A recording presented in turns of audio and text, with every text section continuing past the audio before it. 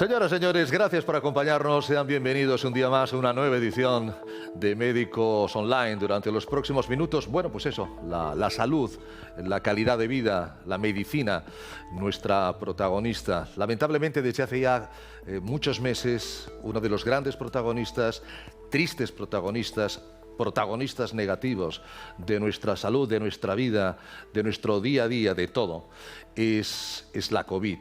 El COVID-19, el SARS-CoV-2, ese virus que nos ha cambiado la vida y que ahora, aunque estemos ya sin estado de alarma, pues evidentemente todavía hay que prestarle mucha atención.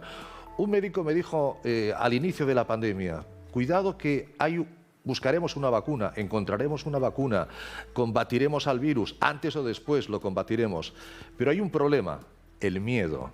Y para el miedo sí que no hay vacuna. De eso queremos hablar hoy con la señora Céspedes, Elizabeth Céspedes, que es psicóloga sanitaria. Señora Céspedes, gracias por acompañarnos. Elizabeth, muy bienvenida. Buenos días. Encantado, Elizabeth. Hay mucha gente que sigue teniendo miedo a la COVID-19. Hay incluso, habrán espectadores, corríjame si me equivoco, Elizabeth, que dirán, hombre, vaya exageración. Pues hay personas que desde marzo del 2020 no han salido a la calle. Tienen miedo, bien porque son mayores, bien porque tienen algunas patologías que creen que les puede afectar muy directamente, o simplemente porque el miedo les atenaza. ¿Estoy diciendo alguna mentira, Elizabeth? No, es cierto que hay muchas personas con mucho miedo, no todo el mundo, ¿no? Están encerrados en casa, pero sí que hay muchas personas que sí, y otras que han cambiado totalmente sus hábitos, que tienen miedo a socializar, a quedar, y que les está limitando bastante. Claro, como siempre decimos, el miedo, bueno, lo incluimos dentro de la patología cuando te afecta claramente a tu esfera personal, familiar, laboral, social. ¿Qué síntomas podría yo tener para decir, cuidado, Ricardo, que tú le tienes una fobia a la COVID-19 como hay gente que la tiene a las arañas o a los ascensores? Vale, como bien dices, ¿no? Hay una parte obvia que es cuando empieza a limitar directamente en la vida diaria de la persona, desde miedo a insomnio, agitación, nerviosismo, empezar a no querer salir de casa, cosas que antes se hacían, ¿no? Como ir a comprar, que ahora empiezas a evitarlo, no querer socializar, limpiar mucho también, ¿no? La comida, toda una serie de cambios ansiosos que se han empezado a fomentar.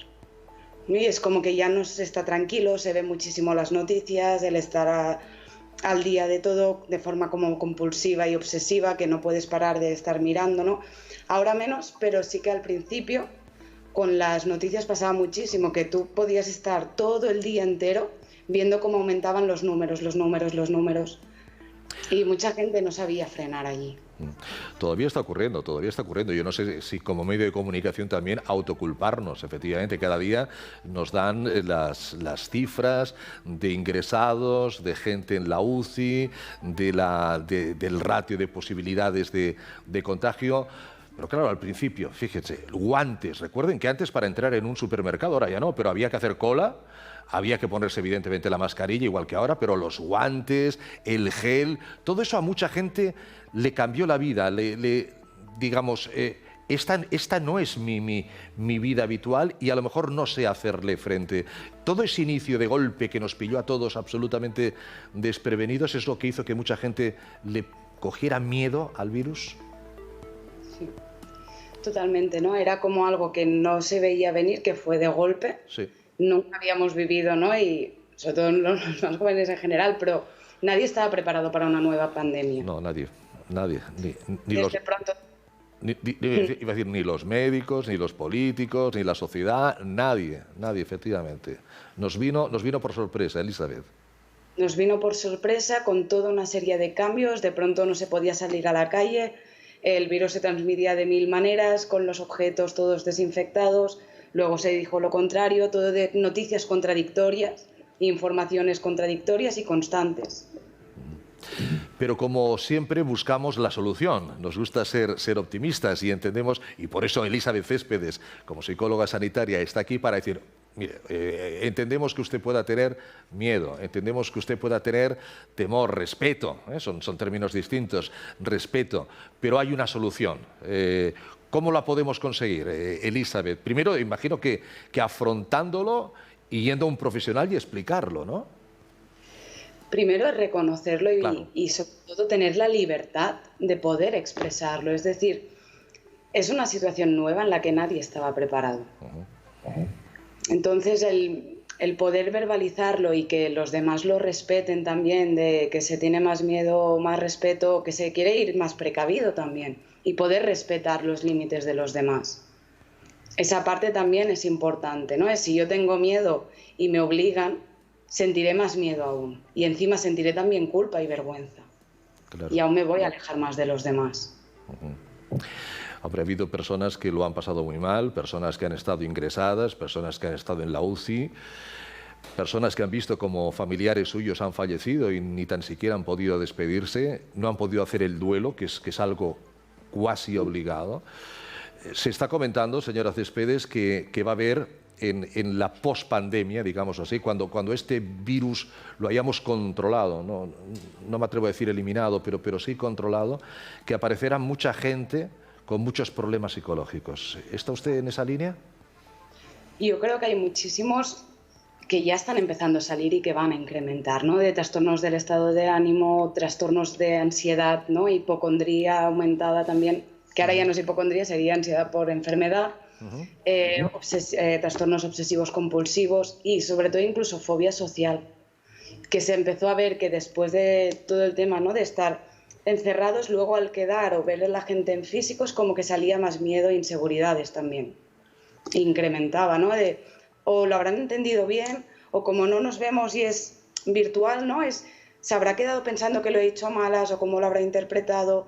Toda esa parte también estaba influenciando, ¿no? En las relaciones.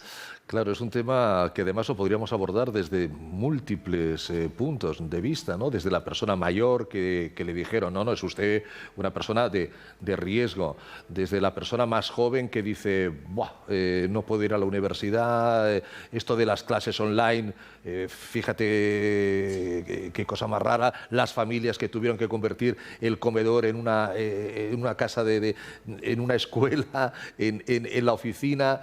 Por cierto, hablando de oficina, hay mucha gente que va a volver del teletrabajo, va a volver a casa, imagino, con la apertura del estado de alarma. Habrá gente que tendrá miedo de volver a encontrarse con sus compañeros justamente por el miedo social, por no saber si, bueno, el entorno va a ser seguro o no va a ser seguro.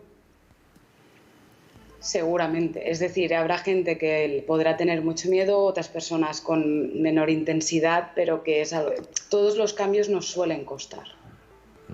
Entonces, el volver, y también depende de cómo se vuelva, ¿no? También de en qué momento les hacen volver el cambio de estar en casa a salir. Habrá una parte de ilusión, como al inicio de la pandemia, al principio cuando dijeron, no, todo el mundo en casa, la primera semana era como, no sabes bien qué pasa y estás contento. Sí.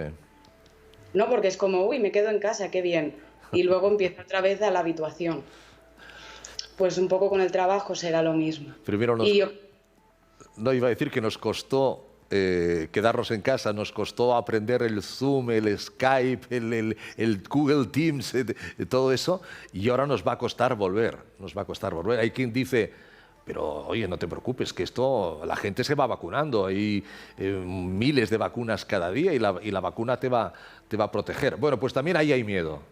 También ahí hay un porcentaje de la población, señora Céspedes, que le tiene un miedo a la vacuna tremendo. Sí.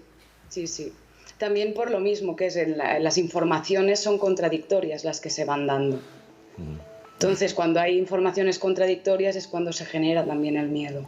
Claro. Y cuando se saca un caso de unos trombos en contra de 1 millón, que no ha pasado absolutamente nada, se focaliza en el problema. La solución es relativamente asequible, fácil, me refiero, para ustedes los psicólogos, es decir, el manejar un miedo a la COVID es similar a manejar otras patologías similares de hipocondría o similares de fobia. Vale, sí que es similar, con una pequeña diferencia como clara, que es, por ejemplo, si tú tienes fobia a las serpientes, la liberación es diferente. Yo no me encuentro con serpientes habitualmente. Claro. Pero no quita que claro que me limita. Si estuviera en otro sitio donde sí que hay serpientes, ahí me estaría limitando. La COVID es una enfermedad real, que ha venido, que está aquí y que todo el bombardeo que se ha dado ha incrementado esos miedos también. Entonces, tampoco sería sano el no me asusta para nada, cogerlo y ir sin ninguna precaución y hacer todo así como si nada, ¿no? Quizás es más puedo tomar medidas y precauciones, pero intentar que me limite lo mínimo posible en mi vida diaria. El miedo es humano, el miedo nos ayuda a sobrevivir en muchas ocasiones. Lo que ocurre es que el miedo también hay que saber controlarlo y para ello, como decíamos durante la charla con Elizabeth Céspedes, hay que verbalizarlo, hay que comentarlo, hay que acudir, no nos dé vergüenza acudir a un profesional y decirle: señora Céspedes, me da pánico salir de casa. Eso se puede hacer a través de una videollamada ahora mismo, a través de una teleconferencia para que no salga de casa, que eso también es una cuestión muy ventajosa que tenemos en los últimos tiempos, y así poco a poco, y un momento hay que decir, Elizabeth podrá decir: venga ya a verme a mi oficina, a mi despacho, a mi consulta, de una manera presencial, lo cual ya habremos dado un paso adelante. Elizabeth, me parece un tema apasionante del cual ojalá podamos seguir hablando. ¿Le parece? Y tanto. Pues gracias, señora Céspedes. Cuídese mucho y ha sido usted muy amable por acompañarnos. Adiós, que vaya muy bien. Hasta pronto, igualmente. Aquí estamos en Médicos Online. Seguimos con todos ustedes aquí en TVCAT.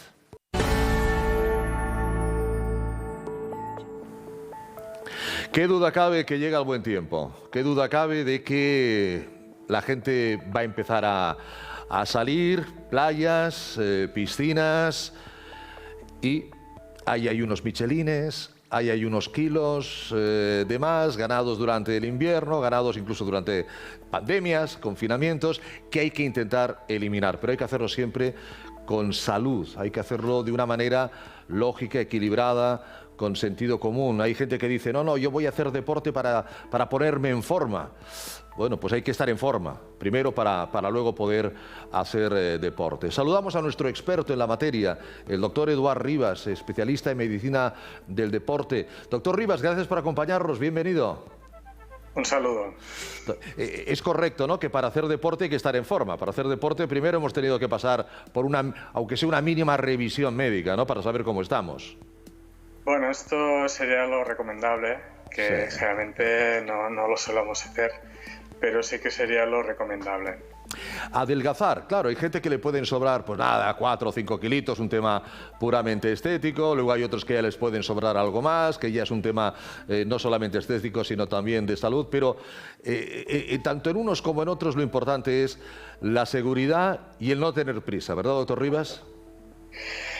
Bueno, si hacemos un enfoque un poco más correcto, un poco más completo, quizás deberíamos hablar de un cambio de estilo de vida. Claro. Un cambio de estilo de vida más saludable, no ya enfocarlo solo en adelgazar para llegar con un estándar visual o de estética al verano, sino, bueno, tener un hábito, un estilo de vida más saludable que inexorablemente nos llevará a este objetivo que en principio queríamos, ¿no?, que era llegar al verano con un poco más vistosos. Claro, pero el tema es que deberíamos de olvidarnos de llegar al verano un poco más vistosos, que también, sino llegar a la Navidad un poco más vistosos, llegar a la Semana Santa un poco más vistosos, y tener una vida un poco más vistosa, pero también desde el punto de vista saludable, ¿no?, que es lo que nos debe de ocupar. Sí, efectivamente, por eso el planteamiento más correcto sería hacer un cambio de estilo de vida, no hacerlo brusco, porque los cambios bruscos no son duraderos, pero sí tener claro hacia cuál es el camino que tenemos que seguir, y tener claro que igual la meta no la conseguiremos nunca, pero la meta igual no debe ser el objetivo, sino el objetivo debe ser ir siguiendo el sendero, perdón. E ir bajando los kilos que evidentemente sobren, pero con buena alimentación, supongo, en los cambios de hábito, con moverse más, Sí. ¿Algún punto más en esa ecuación para cambiar nuestros hábitos, doctor Rivas? Fundamentalmente no. Yo siempre pongo el mismo ejemplo a mis pacientes y es que pues, si usted quiere tener una cuenta bancaria elevada, que sería equivalente pues, a tener muchos kilos en el cuerpo, pues ¿por qué motivos son? O por qué usted gana mucho dinero al final de mes o porque no gasta nada, ¿no?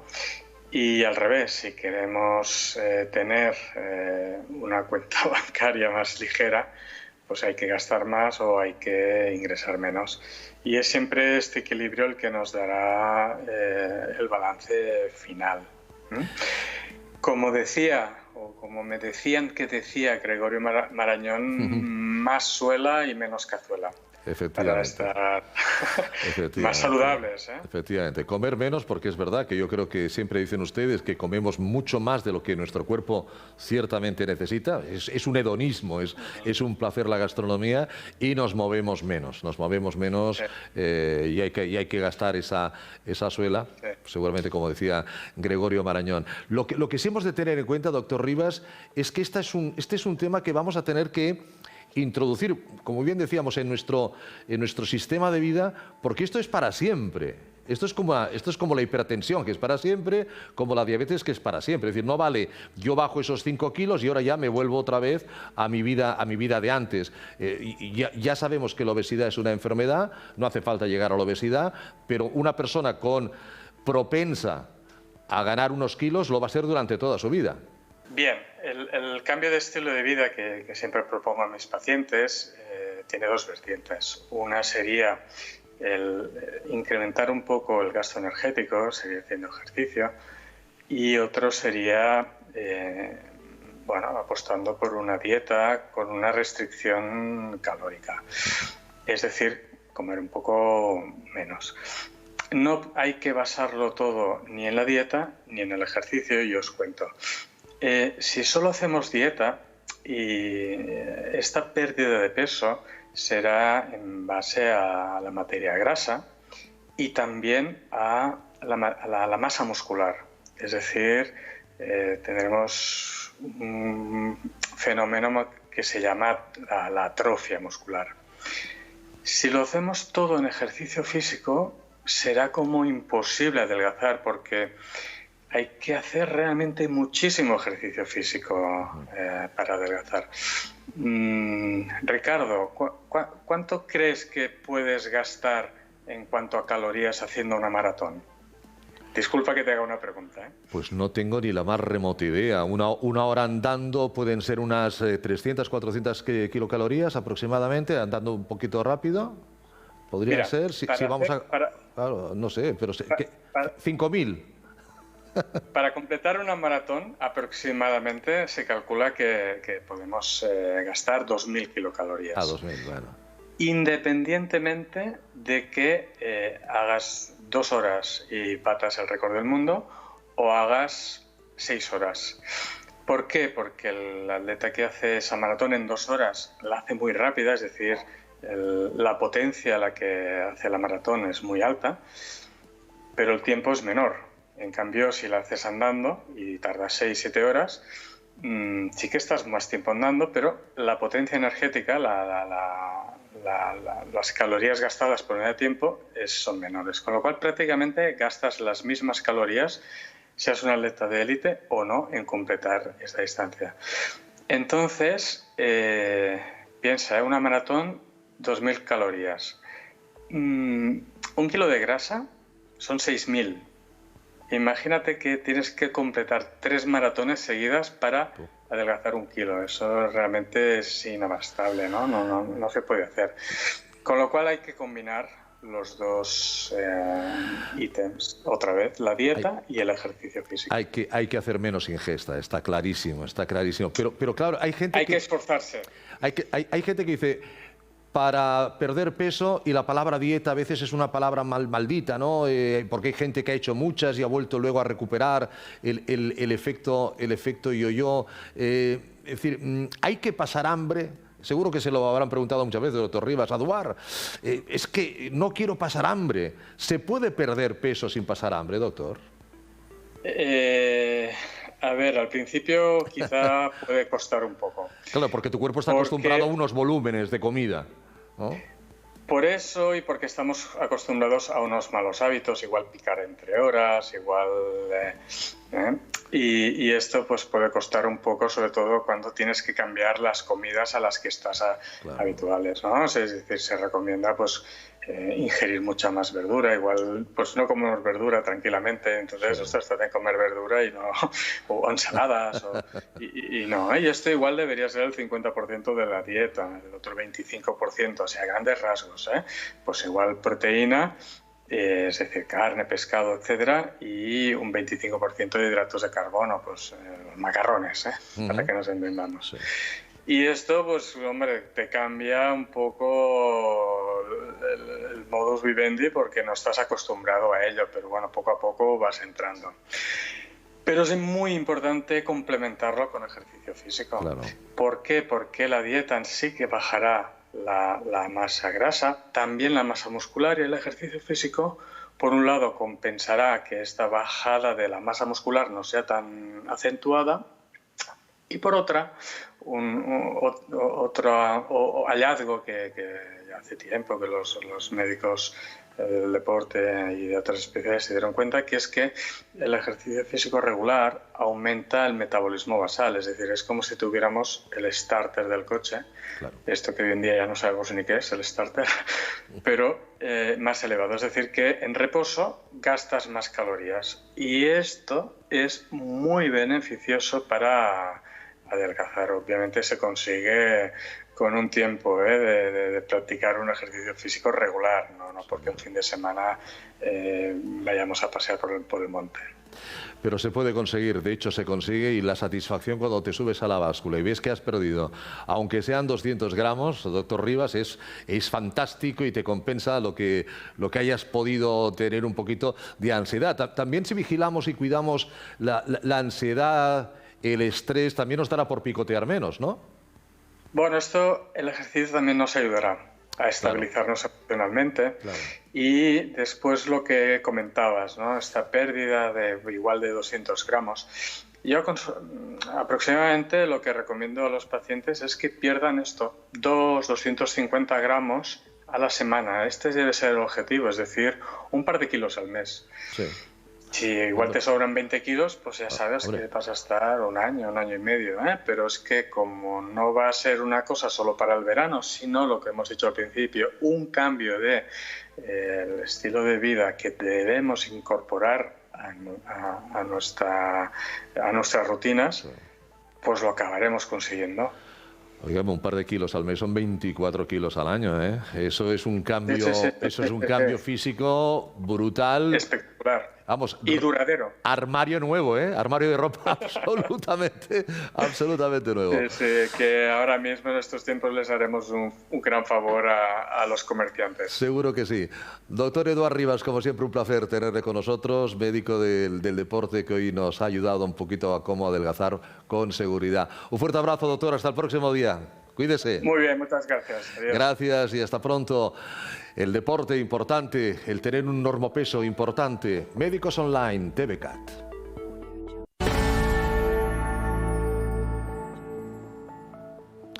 Bueno, pues continuamos con neurología. Ya saben que la neurología es una especialidad realmente apasionante, con muchísimos capítulos, muchísimas patologías y muchos súper especialistas. Son neurólogos especializados.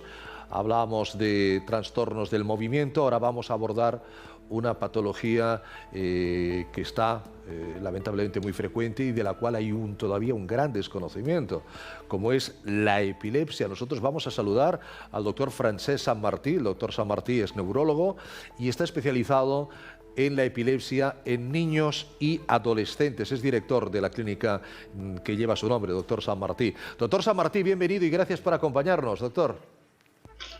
Muchas gracias, encantado de estar de nuevo con ustedes. Es un placer, es un placer.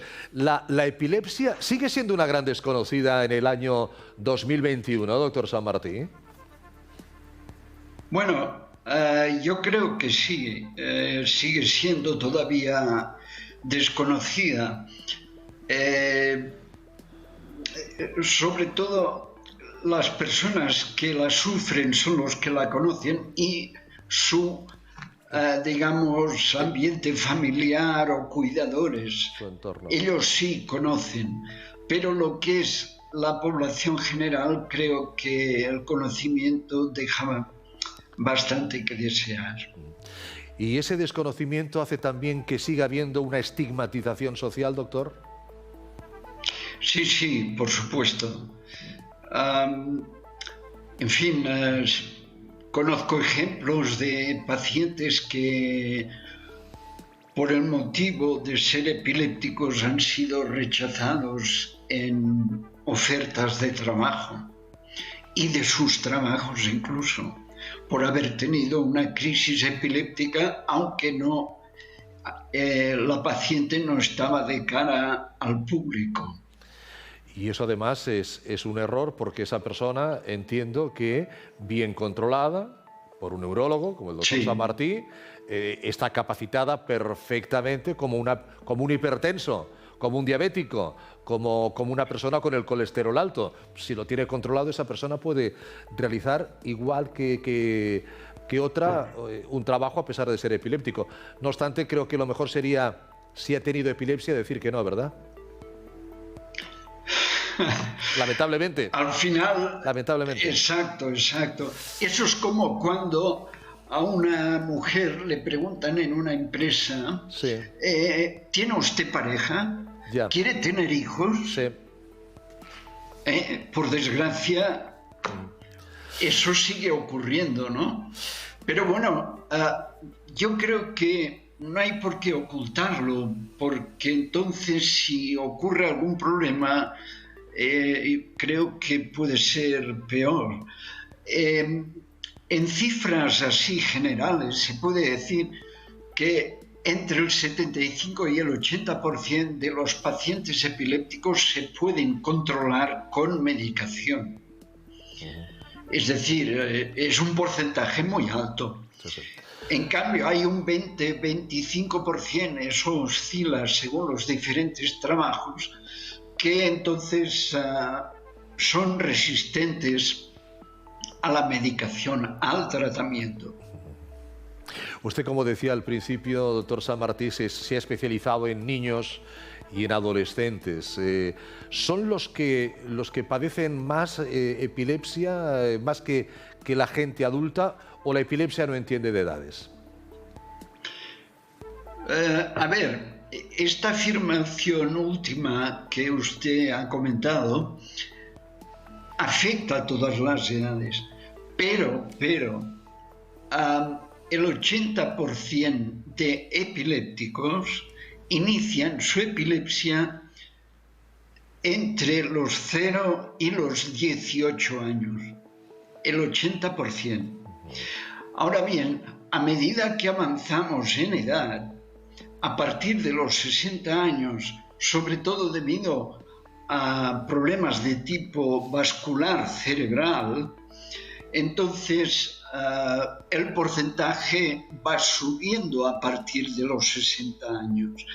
Pero la gran cantidad de pacientes epilépticos inician su epilepsia por debajo de los 20 años.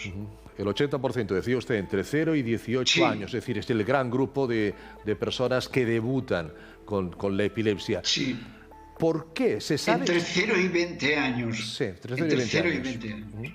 ¿Y por qué se produce la epilepsia? ¿Se sabe, doctor Sammartí, cada persona es un mundo o hay un parámetro bastante uniforme en esas edades para debutar con una epilepsia? Bueno, depende de la edad, ¿no? Porque hay múltiples causas de la epilepsia. La epilepsia es como la tos del cerebro, ¿no? Yeah. Entonces, en los primeros meses de vida, por ejemplo, las mayores causas o la mayor causa es epilepsia de tipo genético. Cuando hablo en este caso de epilepsia genética quiere decir que hay unos genes que provocan la epilepsia y que se han identificado sobre todo en los últimos 10-15 años, que ha habido un gran avance en la identificación de epilepsias de origen genético y que se asocian a otros síntomas de tipo neurológico, ¿no? Esa sería la primera causa dentro de del primer año de vida. Ha sobrepasado claramente las causas de hace 30 o 40 años, ¿no? Que entonces eran las dificultades en el parto, etcétera, etcétera. La parálisis cerebral infantil todavía existe, pero el porcentaje es mucho menor que hace estos años que he comentado, ¿no? Luego está causas de tipo sintomático, ¿no? Tumores, malformaciones cerebrales, que varias de ellas también tienen un origen genético. Es decir, el campo de la genética, como en otras patologías, se ha desarrollado muchísimo en los últimos 15 años.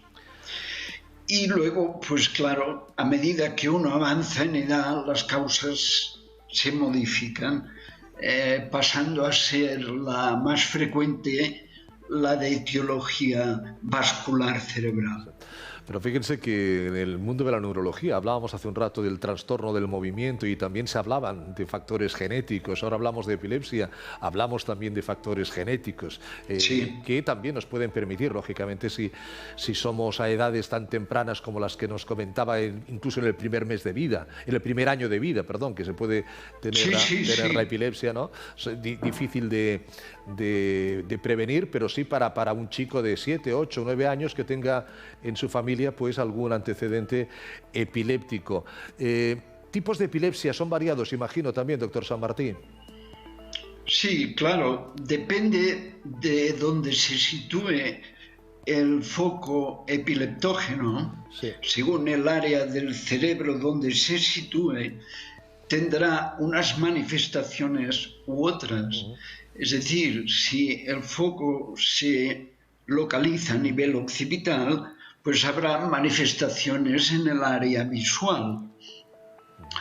Si es en la zona motora, los síntomas serán principalmente de manifestaciones motoras, con sacudidas, etc. Si es en el lóbulo temporal, pues las manifestaciones son de otro tipo. Se pueden iniciar por una sensación a nivel de epigastrio, es decir, del estómago hacia arriba, seguido de unos síntomas de automatismos orales, como por ejemplo, pues como masticación y una desconexión del ambiente. Eso en el lóbulo temporal.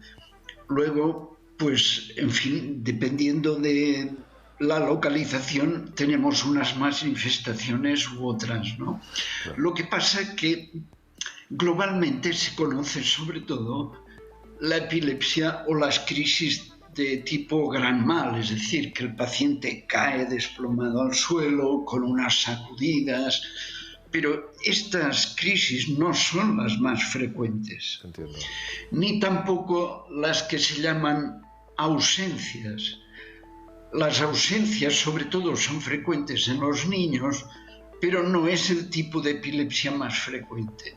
Globalmente se puede decir que la epilepsia más frecuente es la epilepsia de tipo focal, es decir, la que se inicia en una zona determinada del cerebro y que luego puede generalizarse o no, o mantenerse en su zona focalizada. Es sin duda alguna un tema ciertamente apasionante. A mí me gustaría continuar hablando con el doctor San Martín en cualquier otro momento también para saber cómo podemos actuar ante un ataque de epilepsia que nos podemos encontrar en mitad de la calle y cómo podemos ayudar, cómo podemos solventarlo y conocer otras más cosas del gran mal, del petit mal, etcétera. Doctor Sanmartí, ha sido un placer volver a reencontrarnos. Cuídese mucho y le volvemos a llamar, ¿de acuerdo? Muchas gracias, un placer. Un placer, Francesc. Hasta siempre, nuestro buen amigo, experto en epilepsia, tanto pediátrica como infantil y adolescente. Nosotros estamos aquí en Médicos Online.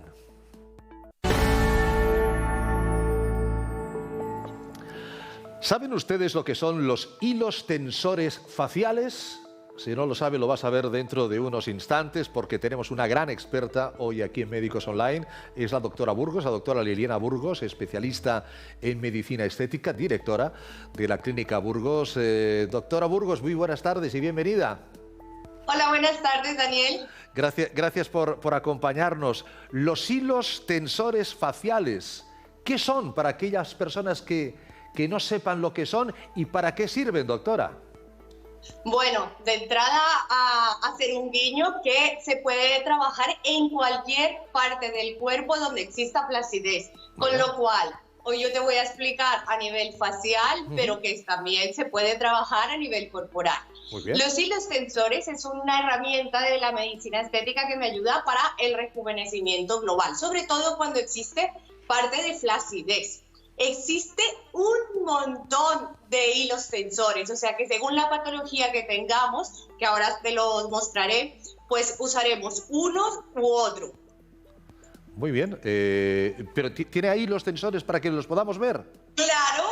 A ver, veámoslos. Entonces, por ejemplo, que esto es televisión. Cuando tenemos una pérdida de colágeno y elastina y lo que queremos es mejorar ese efecto de tensión, pero sin elevar, sino o prevenir o mejorar la parte de la flacidez a nivel corporal, o las postmami a nivel de la zona del ombligo, que se ha perdido ese colágeno y esa elastina, pues existen unos hilos que son hechos, estos que te voy a mostrar son de polidioxanona. Me vas a decir que es la polidioxanona.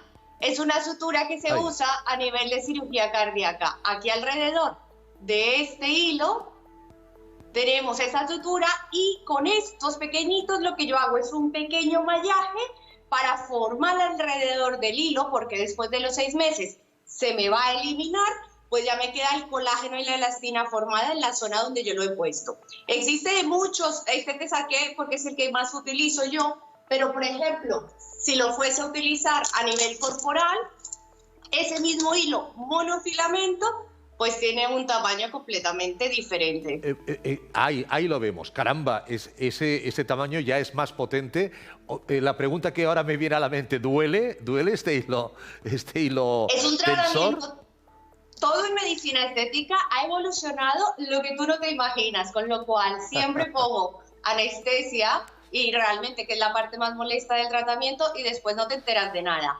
Esto es para formar colágeno y elastina, pero yo sobre todo trabajo hilos de tensores en la parte de reposición de nuestros volúmenes. ¿Qué pasa? Que cuando ya empezamos la fase de descensos faciales y tenemos todo que se nos está invirtiendo un poco la cara, entonces claro, si yo tengo una paciente con muchos volúmenes y si trabajo con fillers, ácidos hialurónicos o inductores, voy a tener la tendencia a inflar. Y entonces como no queremos eso, y lo que yo, por ejemplo, quiero trabajar en una cara rica en volúmenes es traerme todo a su sitio, con lo cual estos ya no me servirían. Entonces, ¿qué hilos trabajaría yo? Tengo 2 tipos de hilos. Uno que es de polidioxanona, que es el que yo te decía, que es la sutura de cirugía cardíaca, pero este en especial tiene una espícula. Entonces estamos hablando del mismo material, solo y únicamente que si ya te lo acerco aquí, ya no hace falta. Ahí. Para tu izquierda, ahí, perfecto. Si yo ya te lo acerco, fíjate que desde aquí ya se me ve a la colita el hilo. Pues este hilo tiene unas espículas a través del hilo, lo que va a hacer que en el primer momento cuando yo lo paso, ya me hace un efecto de tracción, porque esas espículas se abren y se anclan al tejido y entonces yo hago un efecto mecánico. Y exactamente al tener el mismo material que la polidioxanona, pues alrededor del hilo durante los siguientes 6 meses se me va a formar un colágeno tipo 1, tipo 3, que además de mejorarme la textura, como los hilos monofilamentos que yo te nombré, pues ya me hace una reposición de volúmenes. Por otro lado, hay otro tipo de hilos que también los uso muchísimo. Estos no te los puedo abrir porque vienen siempre en material estéril. Estos son unos Silhouette Soft. ¿Qué diferencia hay? Entonces, la diferencia es el material. Este material es un ácido poliláctico, entonces, y no tiene espículas, sino alrededor tiene conos. Con lo cual, la tracción, cuando yo lo paso, es a 360 grados, la duración es un poco más larga, más o menos de 2 años, pero bueno, ahí es importante identificar qué tipo de paciente. Cuando yo tengo una paciente muy mayor y con exceso de peso, prefiero estos. Pero si apenas quiero iniciar, prevenir y que me vaya durando más el tratamiento o para elevar, por ejemplo, la mirada, ya me decantaría, por ejemplo, con estos de ácido poliláctico. Me encanta la pasión con la que la doctora Burgos nos está contando. Bueno, hemos visto ahí prácticamente toda la colección de hilos que tiene en la Clínica Burgos. Me quedo con varias cosas y pregunto así, en plan batiburrillo. Uno, entiendo que desde el primer momento ya se nota, es decir, uno ya sale de la sesión con mejora, sobre todo en la zona de la cara. He oído varias veces 6 meses. Entiendo que es la duración de este tratamiento de colágeno. Y acabo de escuchar una persona mayor con obesidad. Entiendo que a cualquier edad, mientras esté indicado, mayores de edad... Yo tengo pacientes desde los 20 años y tengo pacientes de 90 años. O sea que lo importante en medicina estética sobre todo es hacer un buen diagnóstico, ser consciente de lo que se puede conseguir de cara a la edad de la persona, saber que se pueden combinar técnicas para tener un mejor resultado y sí, se nota desde el primer momento. La duración realmente, la intención del hilo es formar colágeno alrededor, o sea que este colágeno que ya el cuerpo, como yo siempre se los explico a las pacientes, como cuando yo me hago una cicatriz, pues cuando nos cortamos o nos hacemos una herida, todo el cuerpo ha reaccionado alrededor de esa zona y la piel se siente un poco más gruesa. O sea que realmente lo que estamos haciendo es una herida pues controlada, como para traducirlo.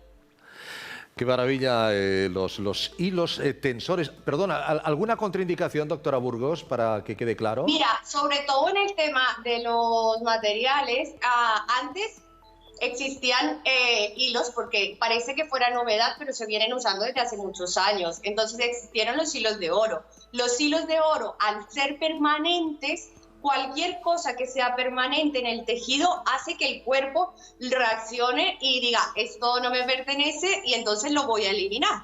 Con lo cual, estos están prohibidos. Entonces, la sutura de la que yo te estoy hablando es la sutura que se viene usando a nivel de cirugía cardíaca. Y claro, creo que un cardiólogo no se puede permitir en decirte operado a cirugía abierta y te tengo que reoperar porque tenga reacción. O sea que no, son materiales muy seguros. Existen técnicas que no te puedes llegar a imaginar. Yo elevo punta de la nariz, cierro fosas nasales con hilos tensores. Formo colágeno alrededor de los senos. Por eso te decía, en cualquier parte del cuerpo se puede utilizar. Pues tenemos argumentos para más programas, doctora Burgos. Tenemos argumentos para más programas. Liliana, le agradezco mucho que haya estado con nosotros. Cuídese mucho. Vale, muchísimas gracias. Hasta pronto. Hasta pronto. Hasta luego, Daniel. Los hilos tensores, la doctora Burgos, ya lo saben, la medicina estética, que cada vez está aportándonos magníficos resultados en nuestra calidad de vida también y en nuestra imagen. Aquí, en Médicos Online, aquí en TVCAT.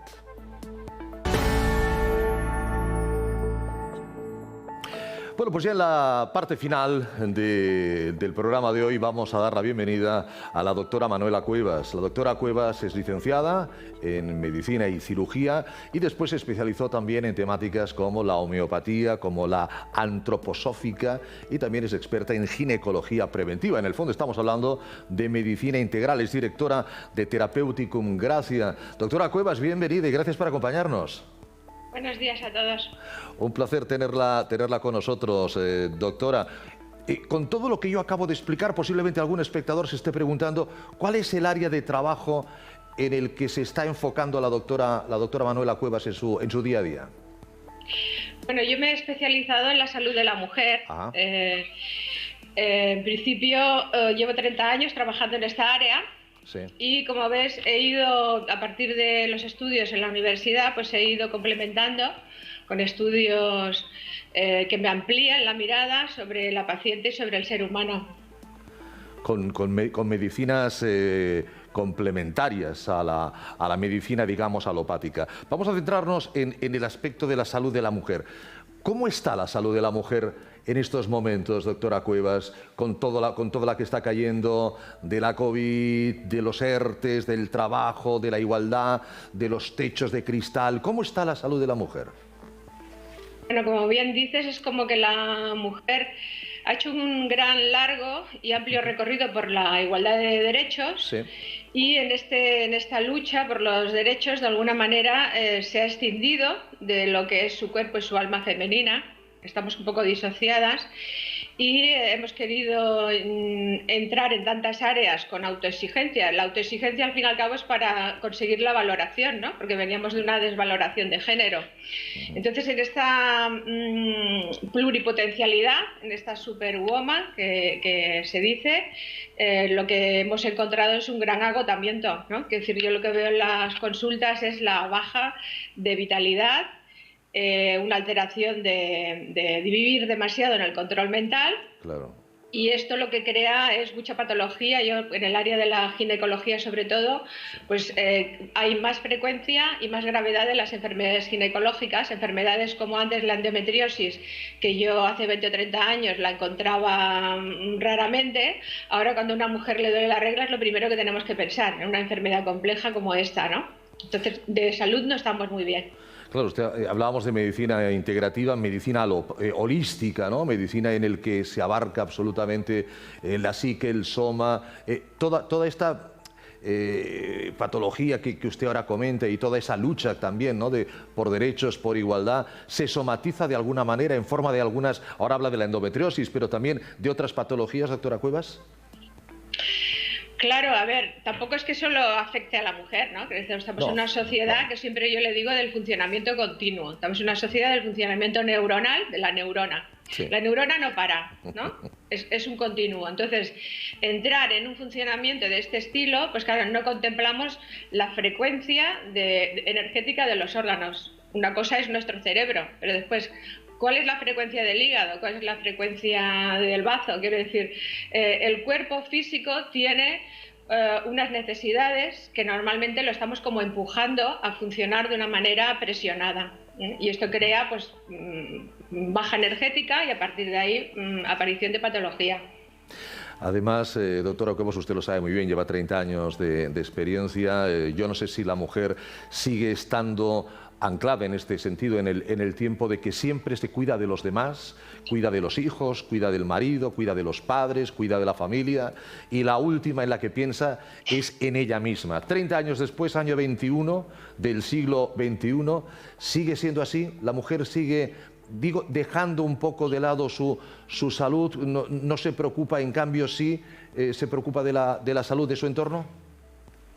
Sí, eso es curioso porque en realidad es como que cambia la forma en que aparece ese exceso de cuidado del otro, pero sigue estando, ¿no? Quiero decir, ahora el cuidado del otro es, pues yo tengo que trabajar, tengo que cuidar la casa, tengo que cuidar los hijos, entonces es un control, un exceso de control mental, una dificultad para delegar porque el hombre no se ha puesto las pilas y de alguna manera es lo que he comentado antes, hemos desarrollado unos derechos a nivel social o a nivel jurídico, X, a nivel de trabajo, pero lo que subyace a nivel emocional, que es el superar, ¿no? La desvaloración de género y sentirse con la autoestima más alta, sigue teniendo que hacerse ese trabajo. De hecho, los grupos, los círculos de mujeres en la actualidad, de mujeres más jóvenes, están trabajando con ese reconectar, con esa transformación, porque la verdadera liberación no parte solo de una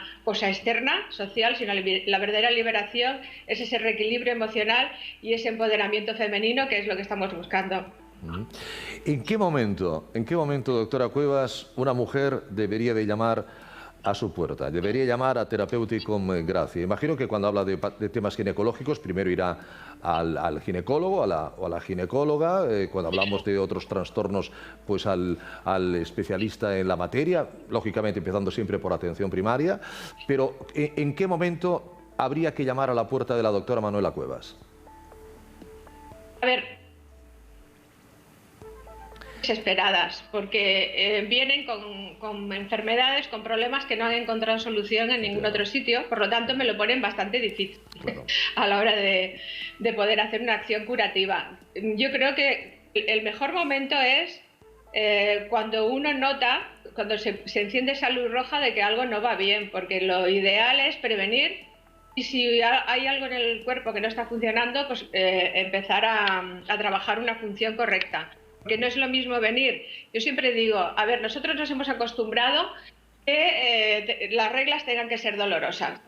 Tú tienes 20 años con reglas dolorosas, cuando tú tienes 40 o 50 ya no solo tienes reglas dolorosas, sino tienes miomas, tienes quiste de ovario, porque eso que estaba en un plano funcional, energético, se está poniendo a nivel físico. Entonces, claro, si me vienen con un mioma de 8 centímetros, no es lo mismo que me hubieran venido unos años antes con el problema de la regla, es más fácil de solucionar, ¿no?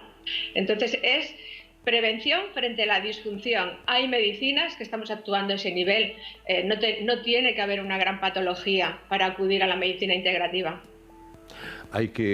Siempre es la máxima, ¿no? Mejor prevenir que curar. Esa es una de las grandes máximas de la medicina. ¿A partir de qué momento ese trastorno, esa alteración que sabemos que puede ser psíquica, que puede ser somática y que decimos, bueno, ya se me irá, ya pasará, vamos a darle tiempo? Ese vamos a darle tiempo, ¿cómo lo podemos cuantificar, doctora Cuevas? A ver, yo creo que es lo que he dicho antes, la desconexión que tenemos con el cuerpo. Sí. O sea, muchas veces hay algo que sabemos que no anda bien, pero no lo escuchamos. Entonces, ¿por qué miramos hacia otro sitio? Pues porque tenemos que seguir funcionando, es lo que he dicho antes, ¿no? Tenemos que seguir funcionando, haciendo nuestro trabajo y respondiendo a una serie de presiones. Entonces, es importante reconectar con el cuerpo, saber cuándo algo no va bien y buscar la solución ya, no hay que esperar. Tiene que ser en el momento que aparece. Además, Manuela, el cuerpo te avisa. Si tú le escuchas, el cuerpo se queja y le puedes oír. Sería bueno no sé si llamarle una meditación, llamarle un recogimiento diario de conectar y de escuchar a nuestro organismo, ¿no? Claro, porque siempre digamos que la base de la transformación personal viene por la acción y la reflexión, ¿no? De hecho, cuando se trabaja con los ciclos femeninos es muy interesante en la mujer porque tiene una fase que es reflexión y otra que es acción. De la regla a la ovulación es cuando la mujer tiene más energía para ir hacia el mundo. De la ovulación hacia la menstruación es cuando la mujer se interioriza. Entonces, si nosotros aprovechamos esas fases, las mujeres y los hombres introducen en su vida momentos de estar con ellos mismos, de ver cómo le ha ido el día, de cómo se siente, todo eso va a ir hacia un crecimiento personal y hacia una regulación de salud. Pues doctora Manuela Cuevas, agradezco muchísimo esos consejos, esos comentarios y espero que volvamos a saludarnos y hablar dentro de poquito. Un fuerte abrazo, pues gracias. Encantada de estar con vosotros. Hasta otra. Igualmente, doctora Cuevas, muchísimas gracias. Bueno, pues con este apasionante tema nosotros cerramos hoy esta edición de Médicos Online. Ojalá haya sido del agrado de todos ustedes. Gracias, cuídense mucho, hasta el próximo día.